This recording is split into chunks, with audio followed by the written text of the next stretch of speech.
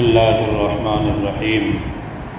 حضرت جبرائیل علیہ السلام حضور صلی اللہ علیہ وآلہ وسلم کے پاس آئے۔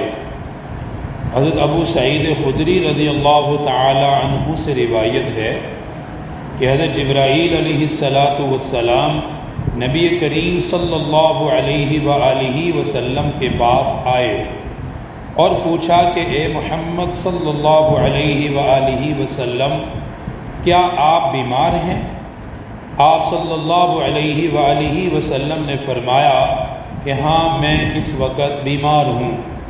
تو حضرت جبرائیل علیہ السلام نے ان الفاظ سے آپ کو دعا دی: بسم اللہ ارقیک من کل شیء یؤذیک ومن شر کل نفس او عین حاسد اللہ یشفیک بسم اللہ ارقیک۔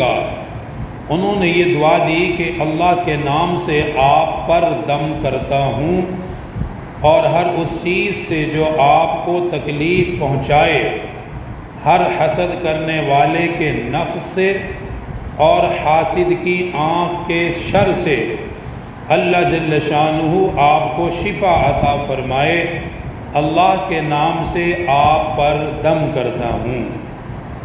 اس حدیث شریف سے ایک بات تو یہ معلوم ہوئی کہ اگر کوئی بیمار ہو، کوئی مریض ہو، اس کے پاس جانا چاہیے، پھر اس کے پاس بیٹھ کر کوئی اس کی دل جوئی والی باتیں کرے اور اس کے لیے تسلی والے الفاظ بھی کہے اور اس کے دلی اطمینان کے لیے اسے دعا بھی دے۔ اور حدیث شریف میں مریض کی عیادت کے وقت جو دعائیں منقول ہیں، ان دعاؤں میں سے کوئی دعا پڑھ کر اس پر دم بھی کر دیا جائے، اللہ تعالیٰ اس کی برکت سے اسے شفا عطا فرما دے گا۔ تو یہ بڑی زبردست دعا ہے جو حضرت جبرائیل علیہ السلام نے نبی کریم صلی اللہ علیہ وآلہ وسلم کی بیماری کے وقت پڑھی تھی۔ اس میں جسمانی اور روحانی دونوں اعتبار سے علاج ہے۔ انہوں نے جسمانی اعتبار سے بھی آپ پر دم کیا کہ جو جسمانی بیماریاں اللہ اسے بھی شفا دے، کوئی روحانی طور پہ حاسدین کا حسد ہے، شریروں کے شرارت ہے، کوئی بھی ایسا معاملہ ہے، اللہ تعالیٰ آپ کو شفا عطا فرمائے۔ اور یہ سارا معاملہ امت کی تعلیم کے لیے ہے، جبکہ نبی پاک صلی اللہ علیہ وآلہ وسلم کو کسی کے دم کی ضرورت نہیں ہے، حاجت نہیں ہے۔ آپ کا اپنا مقام اور مرتبہ بہت بلند و بالا ہے۔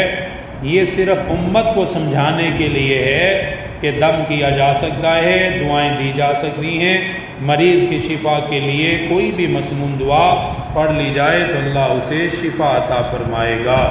اللہ تعالیٰ دین کی صحیح سمجھ نصیب فرمائے۔ الحمدللہ رب العالمین والصلاة والسلام علی سید الانبیاء والمرسلین۔ ربنا آتنا فی الدنیا حسنہ وفی الآخرۃ حسنہ وقنا عذاب النار وقنا عذاب القبر وقنا عذاب الحشر وقنا عذاب المیزان۔ یا اللہ ہم سب کے حال پر اپنا خاص کرم اور رحم فرما۔